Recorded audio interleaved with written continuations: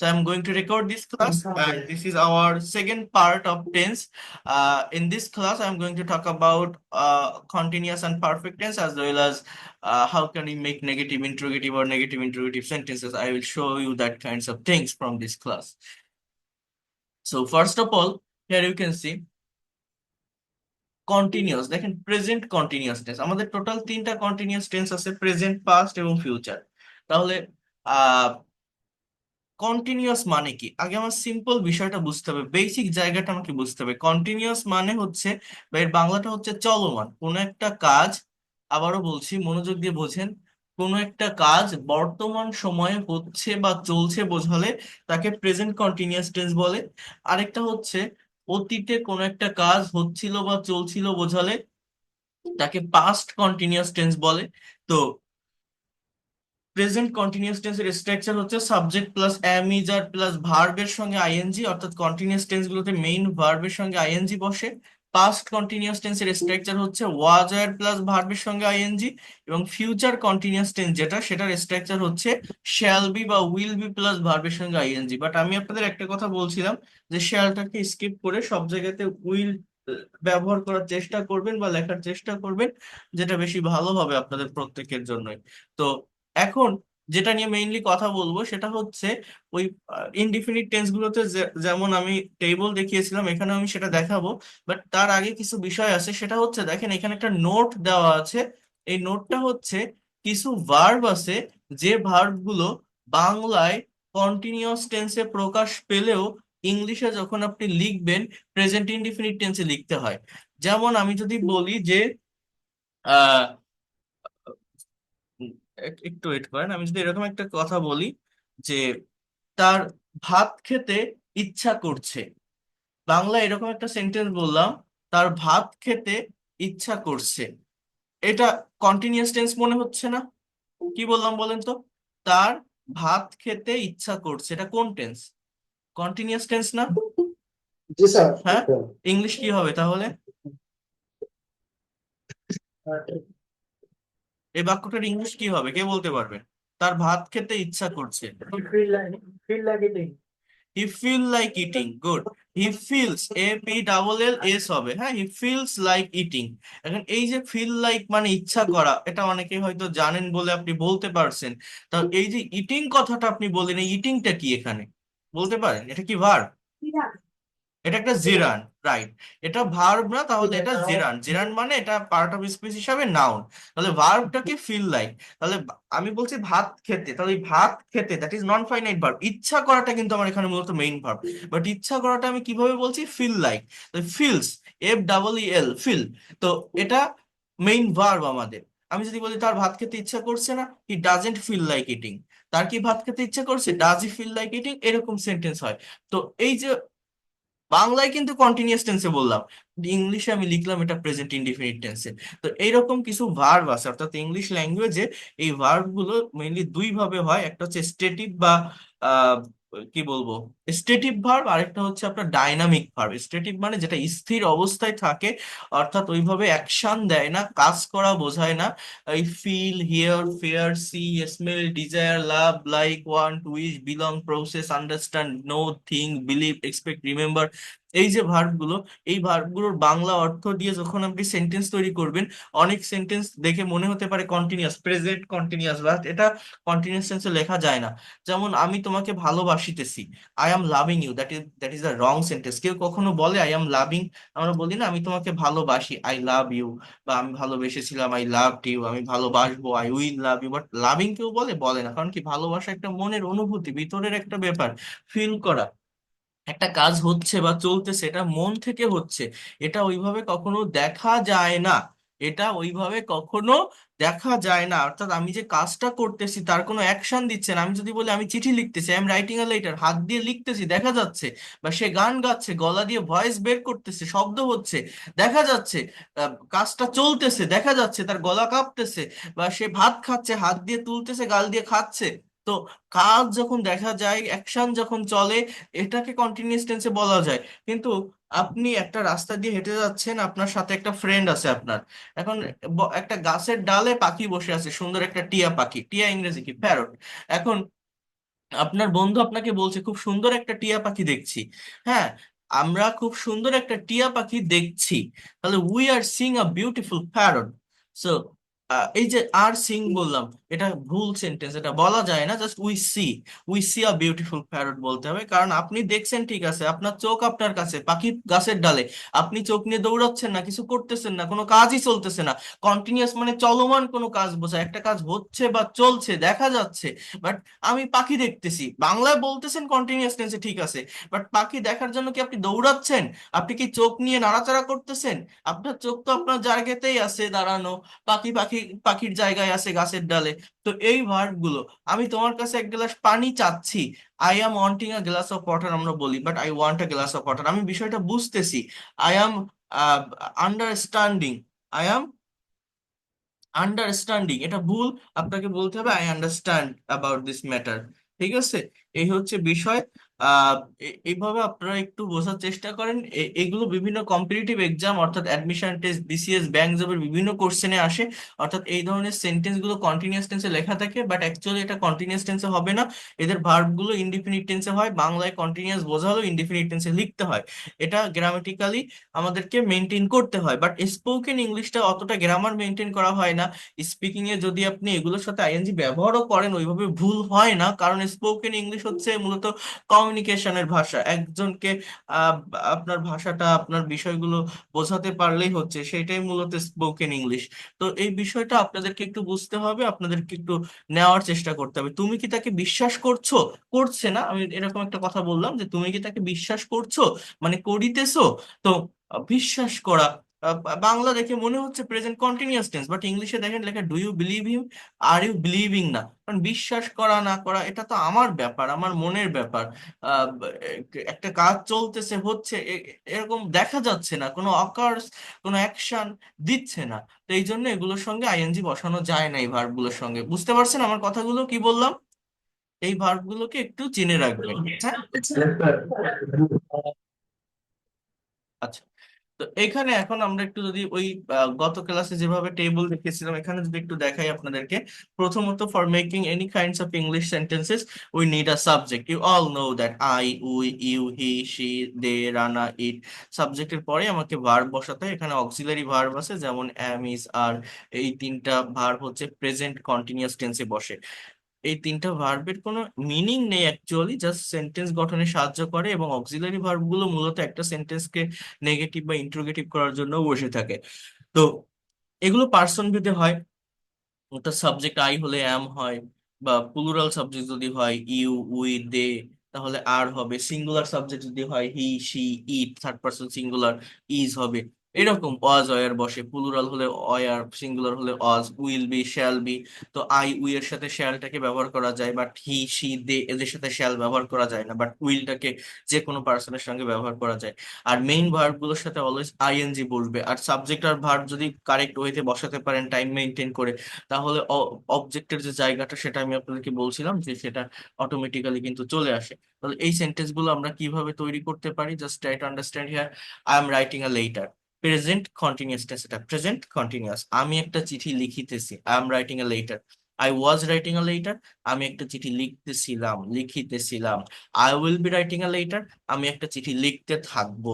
We are playing cricket, আমরা cricket খেলছি। We were playing cricket, আমরা ক্রিকেট খেলিতেছিলাম বা খেলতেছিলাম। We will be playing cricket, আমরা ক্রিকেট খেলতে থাকবো, আমরা ক্রিকেট খেলতে থাকবো। You R driving a car, তুমি একটা গাড়ি চালাচ্ছ। You were driving a car, তুমি একটা গাড়ি চালাচ্ছিলে বা চালাইতেছিলে। You will be driving a car, তুমি একটা গাড়ি চালাতে থাকবে। He is singing a song, সে একটা গান গাচ্ছে বা গাইতেছে, present continuous. He was singing a song, অতীতে কেউ কোনো কাজ করতেছিল, অতীতে কোনো একটা কাজ হচ্ছিল বা চলছিল, সে একটা গান গাচ্ছিল। He was singing a song. He will be singing a song, সে একটা গান গাইতে থাকবে, সে একটা গান গাইতে থাকবে। She is joining the party, সে পার্টিতে জয়েন করছে। She was joining the party, সে জয়েন করিতেছিল বা করতেছিল। হ্যাঁ, she will be joining the party, সে পার্টিতে জয়েন করতে থাকবে। দে আর ড্রয়িং আ পিকচার, তারা একটা ছবি আঁকছে। They were drawing a picture, তারা ছবি আঁকিতেছিল। They will be drawing a picture, তারা ছবি আঁকতে থাকবে। Rana is reading a book, Rana একটা বই পড়ছে। Rana was reading a book, Rana একটা বই পড়িতেছিল বা পড়তেছিল। Rana will be reading a book, Rana একটা বই পড়তে থাকবে। হ্যাঁ, সো এইভাবে এই সেন্টেন্স গুলো তৈরি করতে হবে। অর্থাৎ প্রেজেন্ট কন্টিনিউয়াস টেন্সের স্ট্রাকচারটা তাহলে কি? Subject plus am is are plus ভার্বের সঙ্গে ING plus object. Past continuous টেন্সটা কি? Subject plus was are plus ভার্বের সঙ্গে ING plus object. Future continuous টেন্সটা কি? Subject plus will be plus ভার্বের সঙ্গে আইএনজি প্লাস অবজেক্ট। এটা হচ্ছে ফিউচার কন্টিনিউয়াস টেন্স এর স্ট্রাকচার। বর্তমানে কোন একটা কাজ হচ্ছে বা চলছে বোঝালে এটা প্রেজেন্ট কন্টিনিউয়াস, অতীতে কোন একটা কাজ হচ্ছিল বা চলছিল বোঝালে পাস্ট কন্টিনিউয়াস, ভবিষ্যতে আই মিন ইন ফিউচারে কোন একটা কাজ হতে থাকবে বা চলতে থাকবে বোঝালে তাকে ফিউচার কন্টিনিউয়াস টেন্স আমরা বলবো। আচ্ছা, এইবার আমি একটু পারফেক্ট টেন্সের কাছে আসি। এই এই জায়গাটাতে আমরা আবার ব্যাক করব, অনেক কিছু আছে বাট আমাদের একটার সাথে একটা কম্পেয়ার করতে হয়, না হলে বিষয়গুলোকে ভালোভাবে বোঝা যায় না। দেখেন, পারফেক্ট টেন্স আমাদের তিন প্রকার: প্রেজেন্ট, পাস্ট এবং ফিউচার পারফেক্ট টেন্স। এখন এই পারফেক্ট টেন্স গুলোর পার্থক্যটা মূলত কি, বা এটা কিভাবে কি হয়ে থাকে বোঝার চেষ্টা করেন। পাস্ট পারফেক্ট বা ফিউচার পারফেক্টের ব্যবহার স্পোকেন ইংলিশ বা রিটেন ইংলিশে তেমন বেশি হয় না, এটা অতটা প্রয়োজন পড়ে না। কিন্তু প্রেজেন্ট পারফেক্ট টেন্সের ব্যবহারটা অনেক বেশি হয় সব জায়গাতে বা বিভিন্ন জায়গাতে। তো প্রেজেন্ট পারফেক্ট টেন্সটা কি? অর্থাৎ আমাদের 12টা যে টেন্সের স্ট্রাকচার আছে, আমরা যেটা বলি, আমি যেটা আপনাদেরকে বলেছি, এই 12টা স্ট্রাকচারের ভিতর মেইনলি আহ 6টা বা 7টা জানলেই মনের সব ভাব প্রকাশ করা যায়, যে কোনো কথা বলা যায়। সবকিছু বা সবগুলো টেন্সের স্ট্রাকচার জানার বা বোঝার বা লেখার প্রয়োজন না।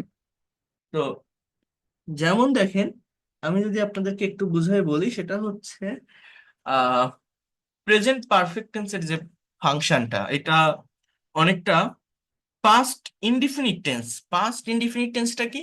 সাবজেক্ট প্লাস ভি টু, মানে ভার্বের পাস্ট ফর্ম প্লাস অবজেক্ট। এর ডেফিনেশনটা হচ্ছে অতীতে কেউ কোনো কাজ করেছিল, মানে এমন কোনো কাজ যেটা কমপ্লিট হয়ে গেছে, তার কোনো ফল বা রিয়েকশন এখন আর বর্তমানে নেই। সে গিয়েছিল, এসেছিল, পড়েছিল, লিখেছিল, দিয়েছিল, নিয়েছিল, আমি করেছিলাম। হ্যাঁ, যেমন সে স্কুলে গিয়েছিল, হি ওয়েন্ট টু স্কুল। সে একটা চিঠি লিখেছিল, হি রোট আ লেটার। আমি বাড়ি এসেছিলাম, আই কেম হোম।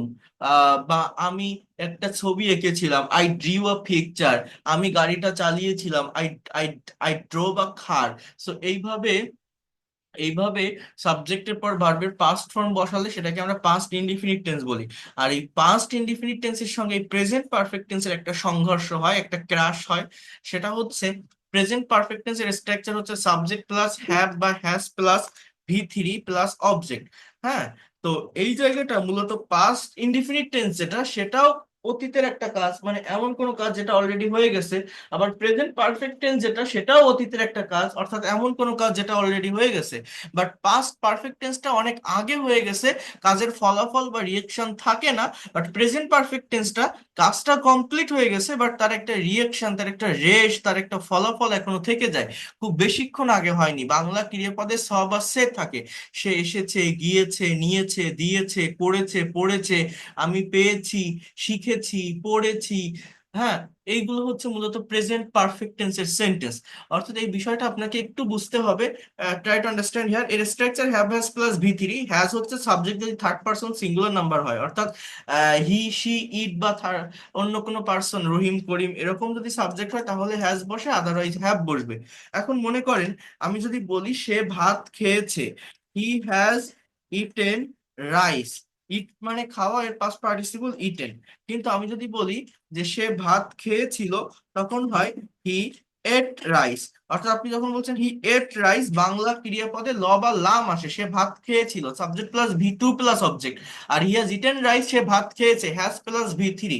দুটো কাজই হয়ে গেছে, বাট এই হ্যাজ দিয়ে যে কথাটা হচ্ছে, এটা মনে করেন আমি সন্ধ্যাবেলায় ভাত খাইছি। সন্ধ্যাবেলায় ভাত খাওয়ার পর আমাকে এখন রাত 9টা বাজে কেউ জিজ্ঞাসা করছে যে তুমি কি সন্ধ্যার দিকে ভাত খেয়েছো? Have you eaten rice in the evening? Have you eaten rice in the evening? That is called present perfect tense. But সকালে খেয়েছিলাম বা গতকাল খেয়েছিলাম, তুমি কি গতকাল ওদের বাড়িতে ভাত খেয়েছিলে? বা গতকাল এই সুলতান ডাইন্স থেকে কাচ্চি খেয়েছিলে? এই এই যে গতকালকের কথা বা আজকে সকালের কথা বা আরো আগে যেটা খেয়েছিলে, বাংলায় ল বা লাম আসে, তখন পাস্ট টেন্স হয়। Did you eat rice? তুমি কি ভাত খেয়েছিলে? From their home yesterday. From their home yesterday. Yes, I ate rice rice from their home yesterday, so did দিয়ে তখন কোশ্চেন হয়। এই পাস্ট ইনডিফিনিট এবং প্রেজেন্ট পারফেক্ট অ্যাফার্মেটিভ সেন্টেন্স গুলো দেখলে বোঝা যাচ্ছে, বা বাংলাটাও বোঝা যাচ্ছে, করেছে, গিয়েছে, থেকেছে, এসেছে, নিয়েছে, দিয়েছে, এগুলোকে প্রেজেন্ট পারফেক্ট টেন্স বলছি। আর করেছিল, গিয়েছিল, হয়েছিল, নিয়েছিল, এসেছিল, থেকেছিল, এগুলোকে আমরা পাস্ট ইনডিফিনিট টেন্স বলছি। এগুলো সবকিছু ঠিক আছে, বাট এইগুলোকে যখন নেগেটিভ বা ইন্ট্রোগেটিভ করতে হয়, দেখেন এদের ভিতরে অনেক কিছু আছে। এগুলোকে যখন নেগেটিভ বা ইন্ট্রোগেটিভ করতে হয়, তখন আবার বাংলা মিনিংটা কিন্তু সেম হয়। আমি যদি বলি সে ভাত খায়নি, হি হ্যাজ, কথাটা একটু বোঝেন, he has not eaten rice, সে ভাত খায়নি। আবার আমি যদি এই জায়গাটাতে বলি হি ডিড নট, অর্থাৎ হি ডিডেন্ট ইট রাইস, তাহলে এই যে দুটো সেন্টেন্স আমি লিখলাম, he has not eaten rice, সে ভাত খায়নি, হি ডিডেন্ট ইট রাইস, এর মানেও সে ভাত খায়নি। মানে পাস্ট ইনডিফিনিট আর প্রেজেন্ট পারফেক্ট দুটো সেন্টেন্স আপনি যখন নেগেটিভ করবেন, দুটোরই কিন্তু একদম সেম মিনিং দেয়। দুটোরই কিন্তু সেম মিনিং দেয়। হি হ্যাজ নট ইটেন রাইস মানে সে ভাত খায়নি, he did not eat rice মানেও সে ভাত খায়নি। বাট আপনি কখন কোনটা বসাবেন এটা সিচুয়েশন অনুযায়ী ডিপেন্ড করবে, আপনি কোন ধরনের কথা বলতে চাচ্ছেন, আপনার ইনার মিনিংটা কেমন, কোন কাজগুলোকে ডিসক্রাইব করতে যাচ্ছেন। যে সে ভাত খায়নি, সে কি একটু আগে খায়নি সেই কথাটাকে ডিসক্রাইব করছেন, তাহলে বলেন হি হ্যাজ নট ইটেন রাইস। বা গতকাল খায়নি সেরকম কোনো কথাকে ডিসক্রাইব করছেন, তাহলে আপনি বলেন হি ডিডেন্ট ইট রাইস। এগুলো এইভাবে হয়, আস্তে আস্তে এগুলো শিখতে পারবেন। তো আমাদের এই বিষয়গুলোকে ভালোভাবে জানতে হবে, এবং যেটা বারবার বলি, আমরা টেন্স স্ট্রাকচার শিখি বাট প্র্যাকটিক্যালি ব্যবহার করতে পারি না, ইউজ করতে পারি না। বাংলা একটা কথা ভাবলে ইংলিশে সেটাকে কনভার্ট করতে পারি না। এর মেইন রিজনটা হচ্ছে আমরা কম্পেয়ার করি না। আমাদের অনেকগুলো টেন্সের ফাংশনের সঙ্গে অনেকগুলো ফাংশন বা টাইমের মিলে যেতে পারে, প্রায় সেম হতে পারে, আমরা এই জন্য আইডেন্টিফাই করে পারি না, বুঝে পারি না যে আমি এরকম একটা কথা বাংলায় ভাবতেছি, ইংলিশে ঠিক কোন টেন্সে এটাকে লিখতে হবে। এইটা পারেন না বলেই কিন্তু আমি এত বেশি কথা বলছি, এত ডিটেলসে বলছি। এতটা ডিটেলসে কেউ কখনো এই বিষয়গুলো দেখাবেও না, আপনাকে শিখাবেও না। আপনারা অনেক জায়গায় শিখছেন, শিখে আসছেন, আমার কাছে এখন ভর্তি হয়েছেন, তো এখানে ভালোভাবে শিখতে হবে, আপনাদের ভালোভাবে নেওয়ার চেষ্টা করতে হবে সবকিছু। আচ্ছা, আর পাস্ট পারফেক্ট টেন্সটা কি? পাস্ট পারফেক্ট হচ্ছে সাবজেক্ট প্লাস হ্যাড প্লাস ভি3, সেটা যে পার্সনই হোক হ্যাড হবে। আর ফিউচার পারফেক্ট হচ্ছে উইল হ্যাভ প্লাস ভি3। তো পাস্ট পারফেক্ট মূলত অতীতে অনেক আগে কোন একটা কাজ হয়েছিল, এটাকে মেনশন করার জন্য পাস্ট পারফেক্ট টেন্স ব্যবহৃত হয়। আর উইল হ্যাভ প্লাস ভি3 এটা হচ্ছে ভবিষ্যতে নির্দিষ্ট একটা সময়ের ভিতরে কোন একটা কাজ হয়ে থাকবে, নির্দিষ্ট একটা সময়ের ভিতরে কোন একটা কাজ হয়ে থাকবে, এটাকে ফিউচার পারফেক্ট টেন্স বলে। এদের ব্যবহারও তেমন বেশি হয় না। তো আমি যদি একটু এখান থেকে সেন্টেন্স গুলো দেখাই, দেখেন সাবজেক্টের পরে হ্যাভ হ্যাজ, এটা প্রেজেন্ট পারফেক্টের auxiliary verb, had past perfect, will have future perfect. আর ভি থ্রি মানে কি? ভার্বের পাস্ট পার্টিসিপল ফর্ম এগুলোকে বলা হয়। এগুলো পারফেক্ট টেন্সের স্ট্রাকচার গুলোতে বসে, ভার্বের 3 নাম্বার ফর্ম। ইভেন এই এই যে ফর্ম গুলো, ডু, ডিড, ডান, অর্থাৎ ডানটা ডু থেকে আসে, play played played, was drive drove driven. Drive present form, past form drove, past participle driven, buy bought bought, অর্থাৎ এই বাই এর past form bought, past participle bought, sell sold sold, sing sang sung. এই sing এর past form S A N G, sang, এর past participle form S U N G, সাং।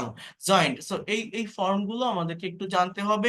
এগুলো শুধু perfect টেন্সে না, ইভেন প্যাসিভ ভয়েসের সমস্ত স্ট্রাকচারে এই ভি3 ফর্ম গুলো আমাদের বসে।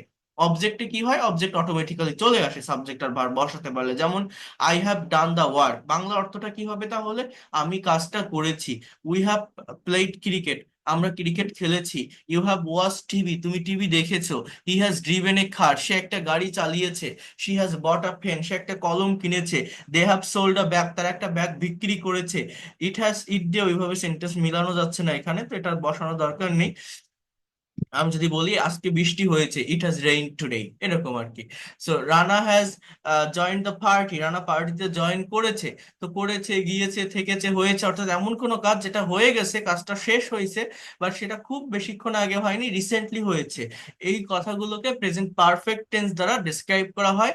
এই হ্যাজটা কখন বসবে? সাবজেক্টের পর কখন হ্যাজ বসাবো? যখন সাবজেক্টটা হি, শি, ইট বা রানা, এইরকম হি, শি, ইট, অথবা কোনো third person singular number subject হয়, রানা, রহিম, করিম, এরকম যদি হয় তাহলেই হ্যাজ বসবে। আদারওয়াইজ আই, উই, ইউ, দে এগুলোর সাথে হ্যাভ বসবে। দে এটা থার্ড পার্সন বাট এটা প্লুরাল, সিঙ্গুলার না। নিয়ম হচ্ছে সাবজেক্ট যদি থার্ড পার্সন সিঙ্গুলার হয়, তাহলে আমার এই হ্যাজ বসবে হ্যাভ হ্যাজ এর ভিতরে। ঠিক আছে? তো এটা হচ্ছে বিষয়। আর পাস্ট টেন্সের যে পার্সনই হোক হ্যাডই হবে, বাট পাস্ট পারফেক্ট টেন্সের ব্যবহার তেমন হয় না। এর মেইন রিজন হচ্ছে পাস্ট পারফেক্ট টেন্সের যে কথাগুলো সেগুলো আমরা পাস্ট ইনডিফিনিট টেন্স দিয়ে ডেসক্রাইব করতে পারি। যেমন আপনি যদি বলেন I had done the work, এই সেন্টেন্সটার বাংলা অর্থ হচ্ছে আমি কাজটা করেছিলাম। এটা আপনি যদি বলেন আই ডিড দ্য ওয়ার্ক, এর মানেই আমি কাজটা করেছিলাম। অর্থাৎ পাস্ট পারফেক্ট অনেক আগে কোনো একটা কাজ হয়ে গেছে, তার ফল বা রিয়েকশন নেই, তাকে বোঝায়। বাট যে ধরনের বাংলাটা আসে সেটা পাস্ট ইনডিফিনিট দিয়ে ডেসক্রাইব করা যায়। এই জন্য পাস্ট পারফেক্টের ব্যবহার হয় না। যদিও ব্যবহার হয়, এটা কোথায় ব্যবহৃত হয় জানেন? মূলত যদি অতীতের দুইটা কাজ একসঙ্গে বর্ণনা করা থাকে, অর্থাৎ দুইটা আলাদা ক্লজ থাকবে, দুইটা আলাদা সাবজেক্ট এবং ভার্ব একটা সেন্টেন্সের ভিতর, দুটো ক্লজের ভিতর, মানে দুটো আলাদা কাজ, যেটা দুটোই অতীতের, বাট তার ভিতরে যেটা বেশি আগে ঘটবে, যেটা বেশি অতীতে ঘটবে, সেটাকে পাস্ট পারফেক্ট দ্বারা আইডেন্টিফাই করা হয়। যেটা একটু পরে ঘটে সেটাকে পাস্ট ইনডিফিনিট টেন্স দ্বারা আইডেন্টিফাই করা হয়। যেমন ওই যে প্রবাদ বাক্য আছে না, ডাক্তার আসার আগে রোগী মারা গেল, the patient had died before the doctor কেম। এখানে কোন কাজটা আগে ঘটলো? আগে রোগী মারা গেছে, তাহলে দ্য পেশেন্ট হ্যাড ডাইড, অর্থাৎ ওই হ্যাড প্লাস ভিটি, ওটা past perfect. Before the doctor came, কামের পাস্ট ফর্ম কেম। সো এটা past indefinite, subject plus V two. So এরকম ছাড়া পাস্ট পারফেক্ট টেন্সের ব্যবহার তেমন হয় না, প্রয়োজন পড়ে না। আর আহ, যেমন মনে করেন উই হ্যাড প্লেড ক্রিকেট, এই যে বাক্যটা, এই বাক্যটার বাংলা অর্থ কি? আমরা ক্রিকেট খেলেছিলাম। আপনি হ্যাড বাদ দেন তো, হ্যাড বাদ দিয়ে আপনি বলেন তো উই প্লেড ক্রিকেট, এটা কোন টেন্স হয়ে যায় তখন? পাস্ট ইনডিফিনিট টেন্স হয়ে যায়। কিন্তু এর মানে কি? এর মানে হচ্ছে আমরা ক্রিকেট খেলেছিলাম। আপনি যদি বলেন উই হ্যাড ওয়াচ টিভি, আমরা টিভি দেখেছিলাম, এই ওয়াচ, এখন এই হ্যাড বাদ দিলেও আপনি যদি জাস্ট বলেন উই ওয়াচ টিভি, এর মানেই আমরা টিভি দেখেছিলাম। তো পাস্ট পারফেক্টের যে কথাগুলো পাস্ট ইনডিফিনিট টেন্স দিয়েই প্রকাশ করা যায়, এই জন্য পাস্ট পারফেক্টের ব্যবহার তেমন হয় না। আর এই ফিউচার পারফেক্টটা কি? কোনো একটা কাজ ভবিষ্যতে হয়ে থাকবে, কেউ কোনো কাজ করে থাকবে, ইভেন ঐতিহাসিক কোনো ব্যক্তিবর্গের নাম বোঝাতে ফিউচার পারফেক্ট টেন্সের ব্যবহার হয়। নির্দিষ্ট একটা টাইমের ভিতর কোনো একটা কাজ কমপ্লিট হয়ে থাকবে, এটাকে মেনশন করার জন্য ফিউচার পারফেক্ট টেন্সের ব্যবহার হয়। যেমন I will have done the work, বাংলাটা এরকম, আমি কাজটা করে থাকবো। You will have played cricket, তুমি ক্রিকেট খেলে থাকবে। He will have watch TV, সে টিভি দেখে থাকবে। She will have driven a car, সে গাড়িটা চালিয়ে থাকবে। She will have bought a pen, সে সে কলমটা কিনে থাকবে, মানে হয়তো কিনে ফেলবে।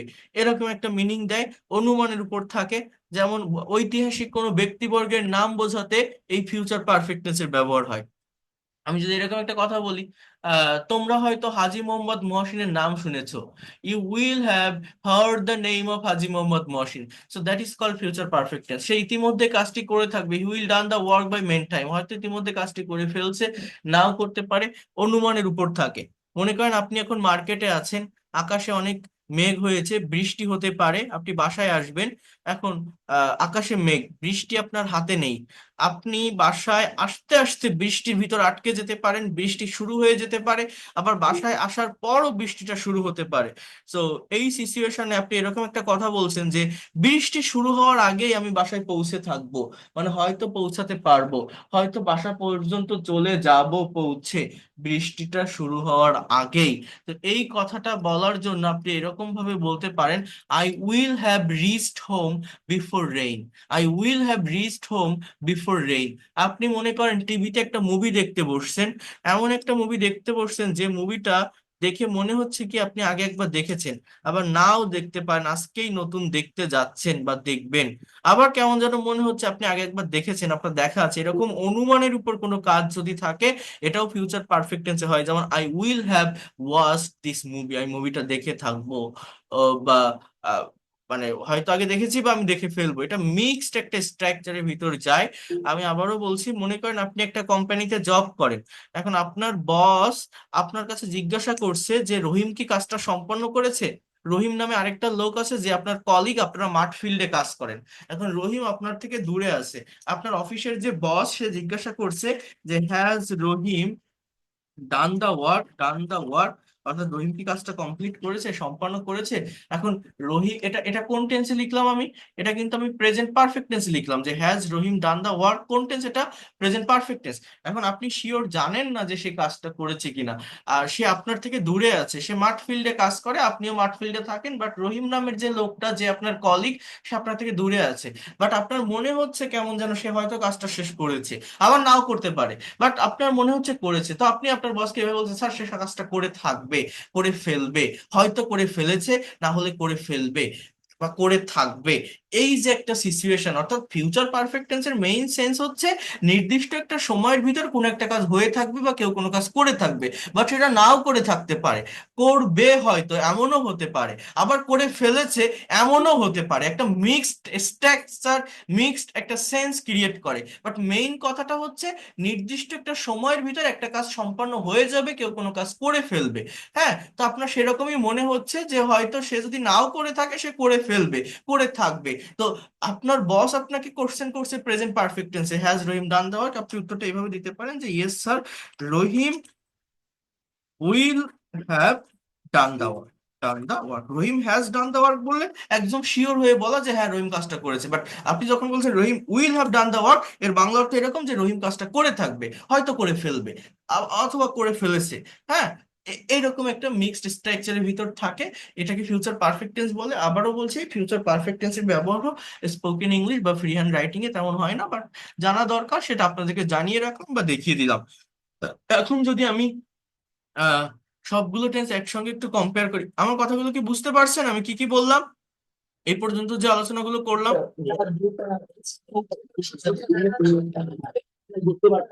ওকে, আচ্ছা, একটু সামনে এগোই আমরা, একটু ওয়েট করেন।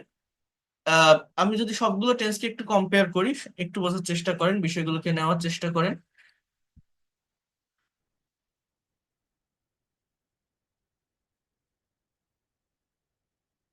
এটা হচ্ছে, মনে করেন আমি একটা ভার্ব লিখবো, ড্রাইভ। এই ড্রাইভ ভার্বটার বাংলা অর্থটা হচ্ছে চালানো, এর পাস্ট ফর্ম হচ্ছে ড্রোভ, এর পাস্ট পার্টিসিপল ফর্ম হচ্ছে ড্রিভেন, এই ভার্বের ফর্ম জানতে হবে। এর প্রেজেন্ট পার্টিসিপল ফর্ম কি, ড্রাইভিং। এর থার্ড পারসন ফর্ম কি, ড্রাইভ। অর্থাৎ এই ড্রাইভসটা কোথায় কখন বলবে, যখন কোনো সেন্টেন্সের subject third person singular number হবে। এখন আমি যদি বলি সে একটা গাড়ি চালায়, হি ড্রাইভস আ কার, এটা কোন টেন্সের সেন্টেন্স? Present indefinite tense. কোন টেন্স? Present indefinite tense. ভার্বটা কি? এই ড্রাইভস মানে চালানো, সে একটা গাড়ি চালায়।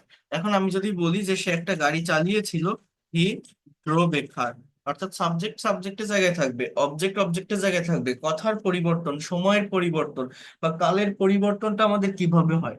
পরিবর্তনটা হয়ে থাকে মূলত ভার্বের ফর্মের পরিবর্তন করার মাধ্যমে।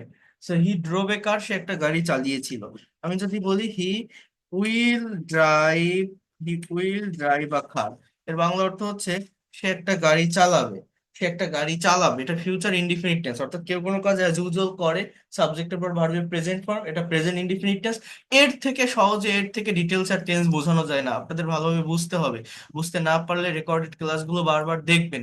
এর থেকে এখানে না বোঝার কোনো কিছুই নেই। আমি যেভাবে বলি এখানে কোশ্চেন করার কোনো জায়গা থাকবে না আপনার, আপনি সবকিছুই নিতে পারবেন যদি একটু অ্যাটেনশন দিতে পারেন, ভালোভাবে একটু মনোযোগ দিতে পারেন। দেখেন, হি ড্রাইভস এ কার, সে একটা গাড়ি চালায়। অর্থাৎ অ্যাজ ইউজুয়াল কেউ কোনো কাজ করে, রেগুলার ওয়েতে করে, সাবজেক্টের পর ভার্বের এই প্রেজেন্ট ফর্মটা বসে, রেগুলার হ্যাবিট বোঝায়। হি ড্রোভ এ কার, সে একটা গাড়ি চালিয়েছিল। কোন একটা কাজ কেউ করেছিল, কোন একটা কাজ কমপ্লিট হয়েছিল, এরকম বোঝায় he drove a car.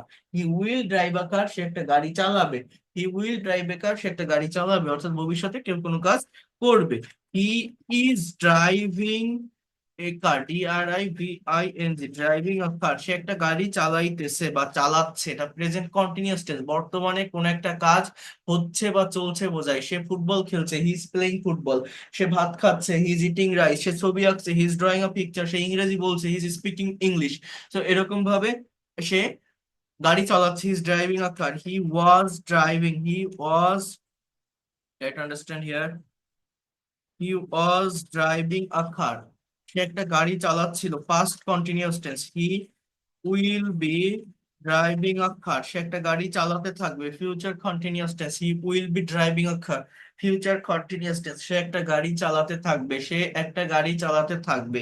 He has driven a car, সে একটা গাড়ি চালিয়েছে, present perfect tense, he has driven a car, present perfect tense, have বা হ্যাজ প্লাস ভি থ্রি, সে একটা গাড়ি চালিয়েছে। তাহলে হি ড্রোভ এ কার, সে গাড়ি চালিয়েছিল।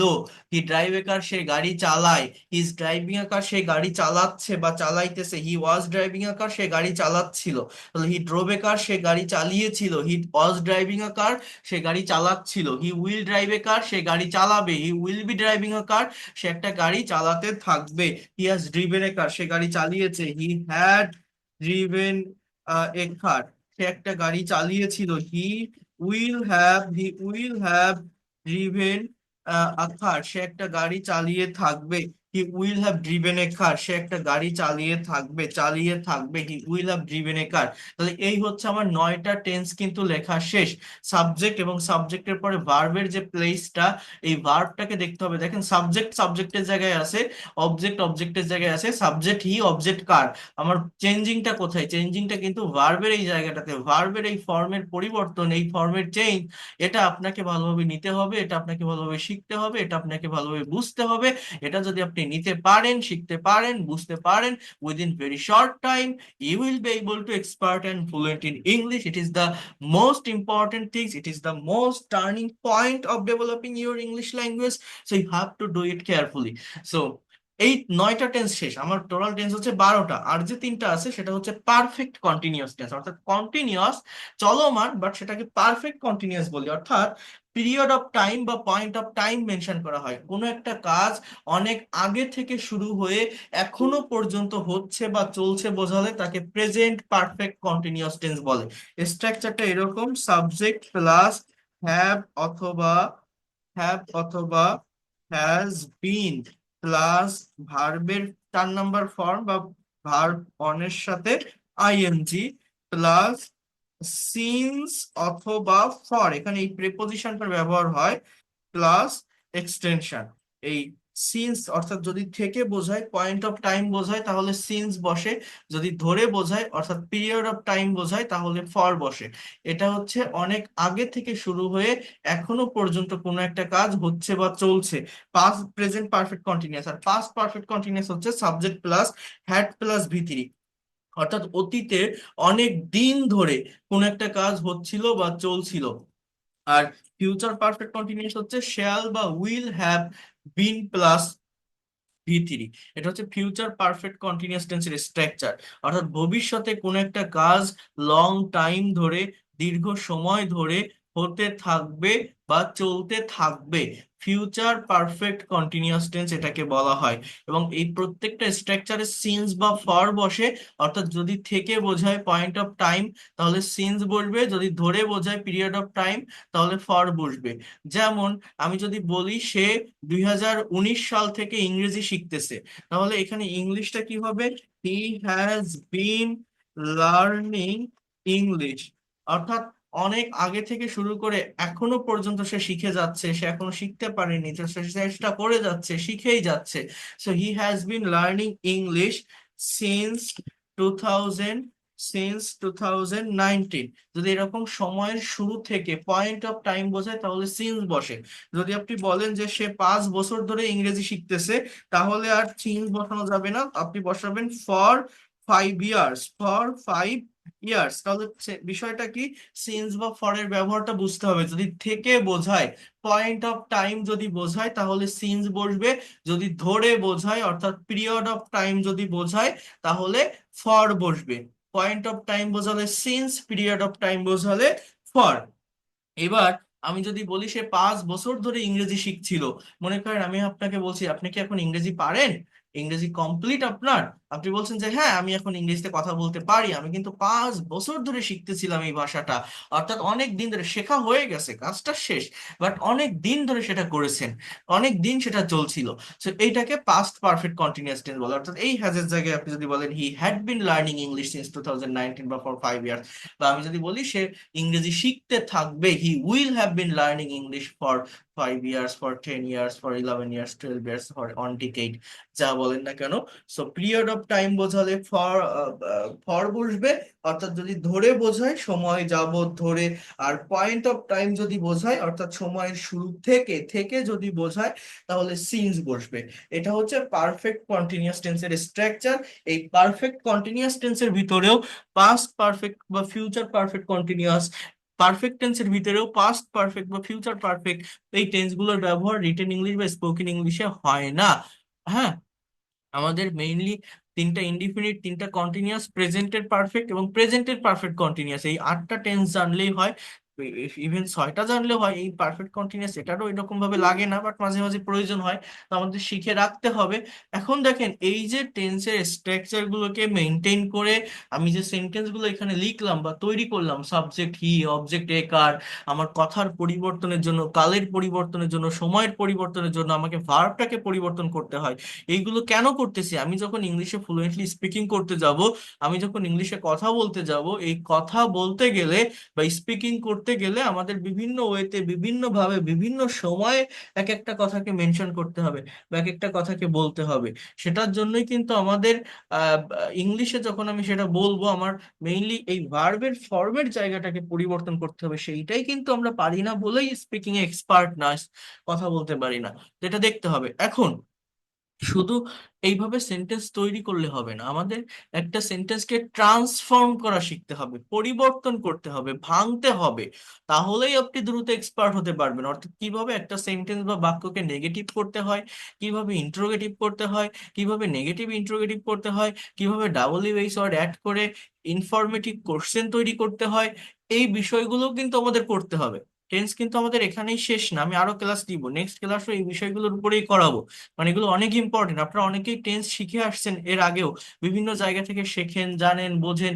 বাট আমি যে ক্লাসগুলো নেই, আমি যেভাবে আলোচনা করি, আপনারা প্রত্যেকটা ক্লাসে নতুন অনেক কিছু শিখতে পারবেন এবং সেটা আপনাদের জন্য অনেক বেশি ইফেক্টিভ হবে, অনেক বেশি ফ্রুটফুল হবে, অনেক বেশি ভালো লাগবে। আমার কথা কি বুঝতে পারছেন? আপনারা এখানে অনেকেই আছেন না যারা টেন্স জানেন, আগে থেকে স্ট্রাকচার চেনেন বা শিখছেন, পড়ছেন, তারপরেও এই যে আমি যে ক্লাসটা নিলাম, এই যে এতক্ষণ যে আলোচনাগুলো করলাম, অনেক নতুন কিছু জানতে পারছেন না, বুঝতে পারছেন না? হ্যাঁ।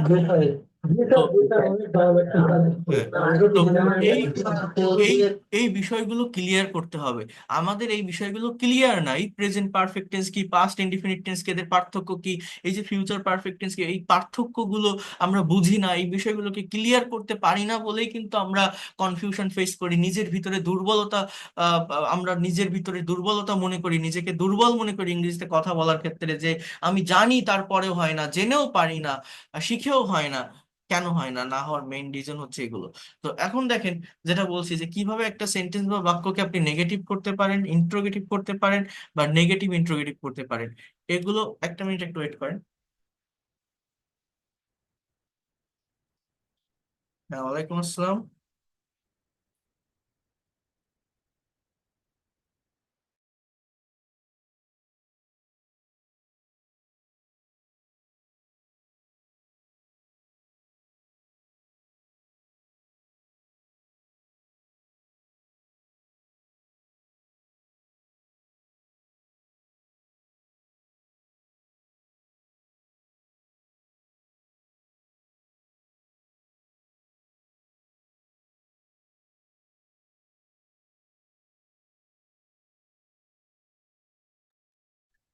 তো যে যে কথাগুলো বা যে বিষয়গুলো আমি বলছিলাম সেটা হচ্ছে নেগেটিভ করব কিভাবে। দেখেন, যে কোনো সেন্টেন্সকে, কথাটা মনে রাখেন, যে কোনো সেন্টেন্সকে নেগেটিভ করার জন্য সেই সেন্টেন্স বা বাক্যের ভিতরে যে অক্সিলারি ভার্ব বা হেল্পিং ভার্বটা থাকে, সেই অক্সিলারি ভার্বের সাথে আপনি যদি নট ইউজ করেন তাহলে একটা সেন্টেন্স বা বাক্য নেগেটিভ হয়ে যায়।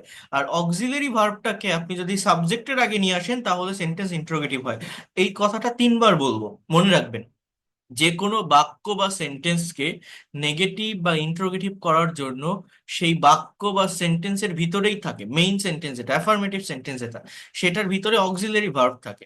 এই অক্সিলারি ভার্বের সাথে নট বসালে একটা সেন্টেন্স বা বাক্য নেগেটিভ হয়, এবং অক্সিলারি ভার্বটা সাবজেক্টের আগে নিয়ে আসলে একটা সেন্টেন্স বা বাক্য আহ ইন্ট্রোগেটিভ হয়, নট বসালে নেগেটিভ হয়। আর আমাদের যে 12টা টেন্সের স্ট্রাকচার আছে, এই 12টা স্ট্রাকচারের ভিতর 10টাতেই কিন্তু অক্সিলারি ভার্ব আছে। অ্যাফার্মেটিভ বা মেইন সেন্টেন্সে দুইটা টেন্সে থাকে না, প্রেজেন্ট ইনডিফিনিট এবং পাস্ট ইনডিফিনিট। এখানে সাবজেক্টের পরেই মেইন ভার্বের প্রেজেন্ট ফর্ম, মেইন ভার্বের পাস্ট ফর্ম, এইগুলোতে অক্সিলারি ভার্ব থাকে না। বাট মেইন ভার্বের সাথে তো আর নট বসায় নেগেটিভ করা যায় না, এখানে অক্সিলারি ভার্ব হিসাবে আমাকে ডু ডাজ ডিড ভার্বের হেল্প নিতে হয়। বাট অন্য সবগুলো টেন্সের স্ট্রাকচারের মেইন সেন্টেন্স বা যেটা বললাম অ্যাফার্মেটিভ সেন্টেন্সেই অক্সিলারি ভার্ব আছে।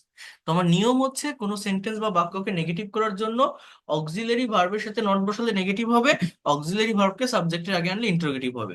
যেমন এই হি ড্রাইভস এ কার, এখানে কোনো অক্সিলারি ভার্ব নেই, আপনি ড্রাইভ নট বলতে পারবেন না, ড্রোভ নট বলতে পারবেন না, এটাতেও নেই।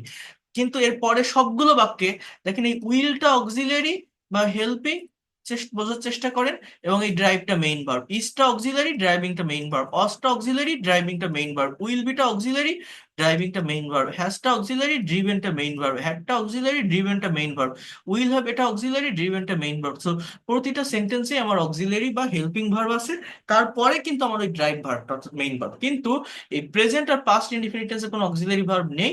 আমার নিয়ম হচ্ছে যে কোনো বাক্যকে নেগেটিভ করার জন্য সেই বাক্যের ভিতরে যে অক্সিলারি ভার্বটা থাকে তার সাথে নট বসানো, এবং অক্সিলারি ভার্বটাকে সাবজেক্টের আগে আনলে বাক্য ইন্ট্রোগেটিভ হয়। তো আমরা যদি এবার একটু দেখার চেষ্টা করি বা বিষয়গুলোকে একটু নেওয়ার বা বোঝার চেষ্টা করি ভালোভাবে, ট্রাই টু আন্ডারস্ট্যান্ড হিয়ার। খুব ভালোভাবে নিতে হবে কিন্তু প্রত্যেকটা বিষয়কে, সবগুলোকেই মনোযোগ দিয়ে বোঝার চেষ্টা করবেন।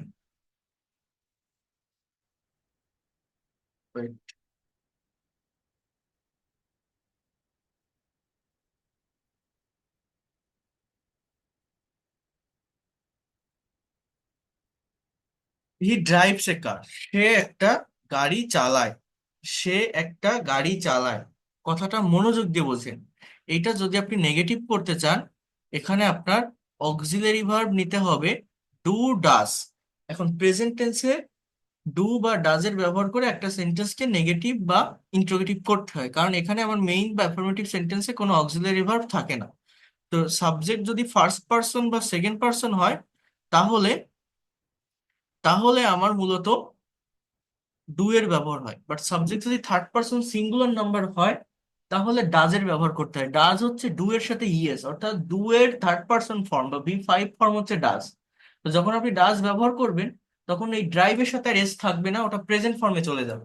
হ্যাঁ, মনে করেন এই যে ড্রাইভের যে পাঁচটা ফর্ম না, এই ডু ভার্বের পাঁচটা ফর্ম হচ্ছে ডু, ডিড, ডান, ডুইং, এরপর হচ্ছে ডাস। এই হচ্ছে ডু ভার্বের পাঁচটা form. So he drives A car, negative যদি করেন হি ডাজেন্ট, অর্থাৎ ডাজ নট ড্রাইভ। ড্রাইভের সাথে রেস হবে না, কারণ পরপর দুটো থার্ড পার্সন ফর্ম বলবে না, ড্রাইভস ও থার্ড পার্সন, ডাজ ও থার্ড পার্সন। ডাজ যখন বসাবেন নেগেটিভ করার জন্য, এই ড্রাইভসটা প্রেজেন্ট ফর্মে চলে আসবে, অর্থাৎ he doesn't drive a car, সে গাড়ি চালায় না। সে কি গাড়ি চালায়, তাহলে কি হবে, does he drive a car, সে কি গাড়ি চালায়, সে কি গাড়ি চালায় না, doesn't he drive a car. এই লাস্টের দুইটা হচ্ছে negative, doesn't he, DRIVE drive a car. এই লাস্টের দুইটা হচ্ছে নেগেটিভ, সরি ইন্ট্রোগেটিভ এবং ইন্ট্রোগেটিভ সেন্টেন্স। অর্থাৎ দেখেন একটা কথা বলি, আমাদের ইন্ট্রোগেটিভ সেন্টেন্স দুই ধরনের হয়, একটাকে বলা হয় ইয়েস নো কোশ্চেন, আর একটা হচ্ছে ডাবল ইউএস কোশ্চেন। অর্থাৎ অক্সিলারি ভার্ব দিয়ে যে কোশ্চেন বা প্রশ্নগুলো তৈরি হয়, সেটাকে ইয়েস নো কোশ্চেন বলে। মানে does he drive a car, সে কি গাড়ি চালায়, you can say yes or no, অর্থাৎ ইয়েস বা নো দিয়ে এর উত্তরটা কমপ্লিট করা যায়। আরেকটাকে বলা হয় ইনফরমেটিভ কোশ্চেন বা ডাবল বেস কোশ্চেন, অর্থাৎ এই অক্সিলারি ভার্বের আগে যদি আপনি আপনার যেটা দরকার, যে সিচুয়েশন অনুযায়ী দরকার, সেইভাবে যদি ডাবল বেস ওয়ার্ড ব্যবহার করেন, তাহলে ডাবল বেস ওয়ার্ড যুক্ত ইন্ট্রোগেটিভ সেন্টেন্স তৈরি হয়, বা ডাবল বেস ওয়ার্ড যুক্ত ইন্ট্রোগেটিভ সেন্টেন্স বা বাক্য তৈরি হবে। অর্থাৎ সে কি গাড়ি চালায়, আপনি যদি এখানে বলেন where does he drive a car, সে কোথায় গাড়ি চালায়, when does he drive a car, সে কখন গাড়ি চালায়, why does he drive a car, সে কেন গাড়ি চালায়, how does he drive a car, সে কিভাবে গাড়ি চালায়। এইভাবে আপনার সিচুয়েশন অনুযায়ী যেটা দরকার সেই ডাব্লিউএইচ ওয়ার্ডটা বসাবেন, আপনার ডাব্লিউএইচ ওয়ার্ড যুক্ত ইন্ট্রোগেটিভ সেন্টেন্স তৈরি হবে। হোয়ার doesn't he drive a car, সে কোথায় গাড়ি চালায় না, when doesn't he drive a car, সে কখন গাড়ি চালায় না। সো এইভাবে এই সেন্টেন্স গুলো তৈরি হয়, এটা আমাদের করতে হবে। অর্থাৎ ডাব্লিউএইচ ওয়ার্ড বসালে তখন তো আর ইয়েস নো বলতে পারবে না, আপনাকে ডিটেলস একটা অ্যান্সার দিতে হবে যে সে এই সময় চালায় বা এই জায়গায় গাড়ি চালায় বা এই জন্য গাড়ি চালায়। এরপর দেখেন হি ড্রোভ এ কার, এখানে ডিডের ব্যবহার হয়। দেখেন এই ড্রাইভের পাস্ট ফর্ম ড্রোভ, এই ডু এর পাস্ট ফর্ম ডিড। যখন নেগেটিভ করার জন্য ডিড এর ব্যবহার করছেন, এই ডু মানে আমরা জানি করা, বাট এই নেগেটিভ বা ইন্টারোগেটিভ যখন আমরা করি তখন কিন্তু এদের কোনো মানে থাকে না, জাস্ট ওই নেগেটিভ বা ইন্টারোগেটিভের জন্যই বসে। There is no meaning. Do মানে করা, এই ভার্বটা মেইনলি অর্থ দেয় তখন যখন এই ডু ভার্বটা কোনো বাক্যে মেইন ভার্ব হিসেবে বসে। এই বিষয়গুলো আমি নেক্সট ক্লাস আপনাদেরকে আরো ভালোভাবে দেখাবো। তো দেখেন, হি ড্রোভ এ কার, সে একটা গাড়ি চালায়। আমি যদি এটা নেগেটিভ করি, ডিড এর ব্যবহার করতে হবে, তাহলে হি ডিডেন্ট। আর did past form, drove past form, তো দুটো পাস্ট ফর্ম বসবে না, ডিড বসালে মেইন ভার্বটা প্রেজেন্ট ফর্মে চলে আসবে। এটা মনে রাখবেন, এটা পাস্ট ইনডিফিনিট টেন্সের নিয়ম। সাবজেক্টের পর ভার্বের পাস্ট ফর্ম বসে মেইন ভার্ব। আমরা অনেকেই পাস্ট ইনডিফিনিট টেন্স মানে ওয়াজ ওয়ার এর ব্যবহার জানি বা ওয়াজ ওয়ার দিই, বাট না, প্রিন্সিপাল ভার্ব বা মেইন ভার্বের পাস্ট ফর্ম বসে। আর নেগেটিভ করলে ডিড এর ব্যবহার হয়, আর ডিড ব্যবহার করলে মেইন ভার্বটা প্রেজেন্ট ফর্মে চলে আসে। He didn't drive a car, সে গাড়ি চালায়নি। হি ড্রোভ এ কার, সে গাড়ি চালিয়েছিল। হি ডিডেন্ট, বাংলা বুঝবেন, আমাদের মাদার টাং বাংলা, বাংলার সঙ্গে কম্পেয়ার করতে হবে। He didn't drive a car, সে গাড়ি চালায়নি। সে কি গাড়ি চালিয়েছিল? Did he drive a car, সে কি গাড়ি চালিয়েছিল? সে কি গাড়ি চালায়নি? তখন কি হবে? Didn't he drive a car, didn't he drive a car, সে কি গাড়ি চালায়নি? সে কোথায় গাড়ি চালিয়েছিল? Where did he drive a car, সে কোথায় গাড়ি চালিয়েছিল? সে কখন গাড়ি চালিয়েছিল? When did he drive a car, সে কেন গাড়ি চালায়নি? Why didn't he drive a car. এটা আপনার যে ডাবল ইউএইচ ওয়ার্ড দরকার সেইভাবে আপনি এইভাবে সেন্টেন্স তৈরি করতে পারবেন। এগুলোকে ডিটেলসে আরো দেখাবো নেক্সট ক্লাসে। এরপর দেখেন, হি উইল ড্রাইভ এ কার, তাহলে এই পাস্ট আর প্রেজেন্ট ইনডিফিনিট বাদে বাকি সব জায়গায় অক্সিলারি ভার্ব আছে। নিয়ম কি? অক্সিলারি ভার্বের সাথে নট বসানো, অক্সিলারি ভার্বকে সাবজেক্টের আগে আনা। তাহলে সে গাড়ি চালাবে, সে গাড়ি চালাবে না, he will not. Will not কে সংক্ষেপে বা কন্ট্রাস্টে ওন্ট বলা যায়। হি ওন্ট ড্রাইভ এ কার, সে গাড়ি চালাবে না। সে কি গাড়ি চালাবে? সে কি গাড়ি চালাবে, তাহলে আমার সেন্টেন্সটা কি হবে? সে কি গাড়ি চালাবে? Will he drive a car, will he drive a car, সে কি গাড়ি চালাবে না? won't he drive a car? So in the same way you can use here যে সে কোথায় গাড়ি চালাবে। where will he drive a car, সে কেন গাড়ি চালাবে। how will it why will he drive a car, সে কেন গাড়ি চালাবে না। why won't he drive a car, তাহলে he is driving a car, এখানে আমার অক্সিলারি আছে। তাহলে কিভাবে করবো নেগেটিভ? তাহলে হি, সে গাড়ি চালাচ্ছে, isn't driving a car, সে গাড়ি চালাচ্ছে না। সে কি গাড়ি চালাচ্ছে? তাহলে is he driving a car, সে কি গাড়ি চালাচ্ছে না, কি হবে? সে কি গাড়ি চালাচ্ছে না, তাহলে আমার টোটাল মানে সেন্টেন্স বা বাক্যটা হচ্ছে ইজেন্ট হি ড্রাইভিং এ কার। হ্যাঁ, তাহলে সে কোথায় গাড়ি চালাচ্ছে? Where is he driving a car. হ্যাঁ, সে কোথায় গাড়ি চালাচ্ছে? Where is he driving a car. তাহলে এইভাবে সবগুলো সেন্টেন্সে আপনারা করতে পারবেন। অক্সিলারি ভার্বের সাথে নট বসালে নেগেটিভ, অক্সিলারি ভার্ব সাবজেক্ট আগে আনলে interrogative. He has driven a car, সে গাড়ি চালিয়েছে, সে গাড়ি চালায়নি।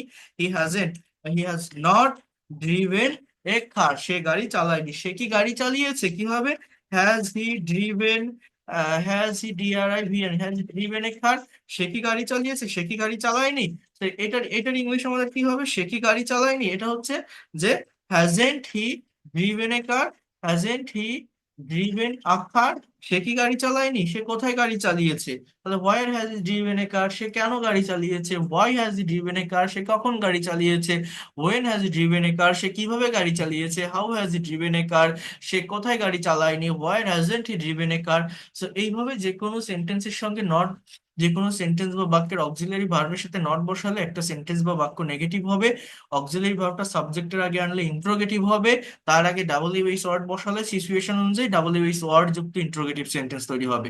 বাট প্রেজেন্ট এবং পাস্ট ইনডিফিনিট টেন্সের মেইন বা অ্যাফার্মেটিভ সেন্টেন্সে কোনো অক্সিলারি ভার্ব থাকে না। এখানে ডু ডাজ ডিড এর ব্যবহার করে নেগেটিভ বা ইন্ট্রোগেটিভ করতে হয়। প্রেজেন্ট ইনডিফিনিট টেন্সে সাবজেক্টের পর ভার্বের প্রেজেন্ট ফর্ম বসে, but subject third person singular number হলে ভার্বের সাথে ইয়েস বা ইয়েস বসে। কিন্তু যখন আপনি নেগেটিভ বা ইন্ট্রোগেটিভ করবেন, আর পাস্ট ইনডিফিনিট টেন্সে ভার্বের পাস্ট ফর্ম বসে মেইন সেন্টেন্সটাতে। যখন নেগেটিভ বা ইন্ট্রোগেটিভ করবেন, ডু ডাজ ডিড ব্যবহার করবেন। যখন ডাজ বা ডিড এর ব্যবহার হয়, ওই মেইন ভার্বটা আর থার্ড পারসন ফর্মে বা বি টু ফর্মে থাকে না। অর্থাৎ ডিড বসালে মেইন ভার্ব প্রেজেন্ট ফর্মে চলে আসবে পাস্ট টেন্সে। আর প্রেজেন্ট ইনডিফিনিট টেন্সে যদি third person singular number subject থাকে ডাজ বসাতে হয়, আর ডাজ বসালে মেইন ভার্বের সাথে আর এস বা ইএস থাকবে না, সেটা প্রেজেন্ট ফর্মে চলে আসবে। অর্থাৎ আমি যদি বলি তুমি কি গতকাল বাজারে গিয়েছিলে, কথাটা কিন্তু পাস্ট টেন্সের, বাট আমি এই জায়গাটাতে মূলত কোশ্চেন করছি। আমার কথাগুলো একটু মনোযোগ দিয়ে বুঝবেন, ট্রাই টু আন্ডারস্ট্যান্ড হিয়ার।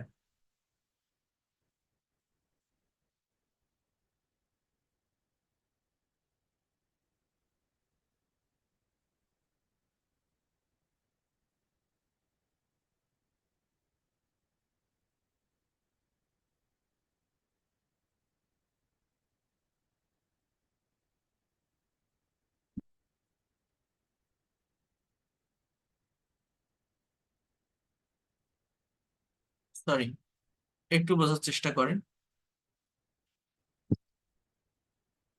কোথায় যেন লিখতেছিলাম, সব দিক কেটে কুটে গেছে কোথায়। আচ্ছা, চলে গেছে, যাই হোক। তো আমি যদি এরকম একটা সেন্টেন্স লিখি যে তুমি কি গতকাল বাজারে গিয়েছিলে, did you go to market yesterday, did you go to market yesterday. এখন উত্তরটা যদি হয় হ্যাঁ আমি বাজারে গিয়েছিলাম, তাহলে আই ওয়েন্ট টু, গোয়ের পাস্ট ফর্ম কিন্তু went, I went to market yesterday. আর যদি বলেন যে না আমি বাজারে যাইনি, I didn't, didn't go to market yesterday. অর্থাৎ আপনার ইন্ট্রোগেটিভ বা নেগেটিভে ডিডের ব্যবহার হবে এবং মেইন ভার্বটা প্রেজেন্ট ফর্মে থাকবে। বাট অ্যাফার্মেটিভ সেন্টেন্স যেটা, সেখানে কিন্তু ভি টু মেইন ভার্বের পাস্ট ফর্ম করবে। আমাদের সবগুলো টেন্সের ভিতরে মেইনলি পাস্ট ইনডিফিনিট টেন্সে বারবার ভুল হয়, বারবার ভুল যায়, এজন্য ভালোভাবে আমরা করতে পারি না। তো এগুলো একটু দেখবেন আপনারা। নেক্সট ক্লাসে এই বিষয়গুলোকে আরো ডিটেলসে বোঝাবো, বোঝানোর পর এই টেন্সের উপরে আমরা কোশ্চেন অ্যান্সার পর্ব স্টার্ট করব। অর্থাৎ আপনাদের যার যে কোশ্চেন থাকবে, যে যে প্রবলেম গুলো থাকবে, সেটার উপর আমি সেটার উপর সলভিং ক্লাস নিব, এটা এর আরেকটা ক্লাস নিয়ে টেন্সের। ঠিক আছে, তো এই যে বিষয়টা দেখালাম, এটা কিন্তু অনেক ইম্পর্টেন্ট একটা ক্লাস। প্রত্যেকে ক্লাসটা দেখবেন, লাস্ট পর্যন্ত ভালোভাবে বোঝার চেষ্টা করবেন। আমি আপনাদেরকে রেকর্ড পাঠিয়ে দিব।